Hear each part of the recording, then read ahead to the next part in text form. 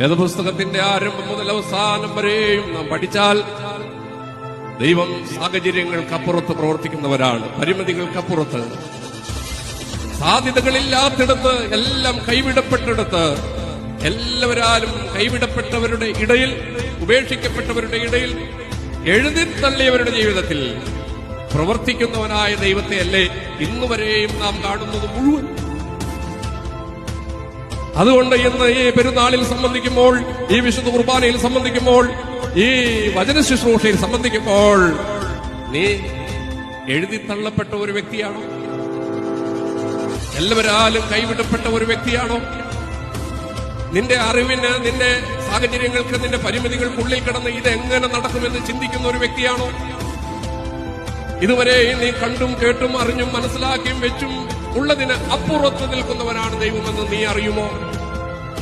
അതുകൊണ്ട് നിന്റെ വേദനയുടെ ഡെപ്ത്, ആഴം, നിന്റെ പ്രയാസങ്ങളുടെ, പ്രതിസന്ധികളുടെ, നിന്റെ പ്രശ്നങ്ങളുടെ ആഴത്തിലേക്കല്ല നോക്കേണ്ടത്, മറിച്ച് നിന്റെ പ്രശ്നങ്ങൾ എന്തു തന്നെയായാലും, നിന്റെ ജീവിതത്തിൽ നീ നേരിടുന്ന പ്രതിസന്ധി അത് എത്ര ഡെപ്ത് ഉള്ളതായിരുന്നാലും, കാഠിന്യമുള്ളതായിരുന്നാലും, ദൈവത്തിന് ഒരു കാര്യവും അസാധ്യമായിട്ടില്ലല്ലോ എന്ന ആ അരുളപ്പാടിന്റെ മുമ്പിൽ മറിയാം പറഞ്ഞതുപോലെ പറയുവാൻ സാധിക്കണം. ഇതാ ഞാൻ കർത്താവിന്റെ ദാസി, അവിടുത്തെ ഇഷ്ടം പോലെ എനിക്ക് ഭവിക്കണം. അവിടെയാണ് അവളുടെ മേൽ പരിശുദ്ധാത്മാവ് പ്രവർത്തിക്കുവാൻ ഇടയായത്.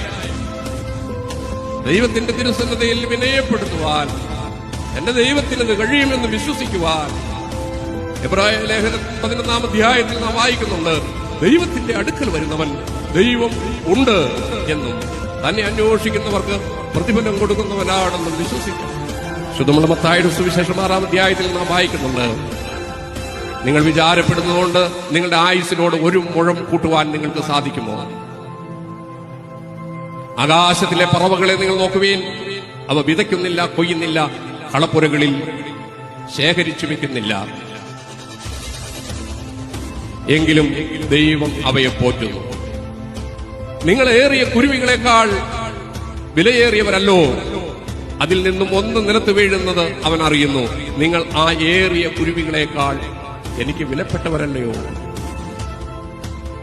വാത്സല്യമുള്ളവരെ, നിങ്ങളുടെ തലമുടി നാരിഴകൾ കൂടി എണ്ണപ്പെട്ടിരിക്കുന്നു, അതിൽ നിന്നും ഒന്ന് നിലത്തു വീഴുന്നതും അവൻ അറിയുന്നുവെന്ന് നമ്മുടെ കർത്താവ് കൽപ്പിച്ചിരിക്കുന്നു. ആകയാൽ ദൈവത്തിന്റെ അടുക്കൽ വരുമ്പോൾ ദൈവമുണ്ട്, തന്നെ അന്വേഷിക്കുന്നവർക്ക് പ്രതിഫലം കൊടുക്കുന്നവനാണെന്ന് വിശ്വസിക്കണം.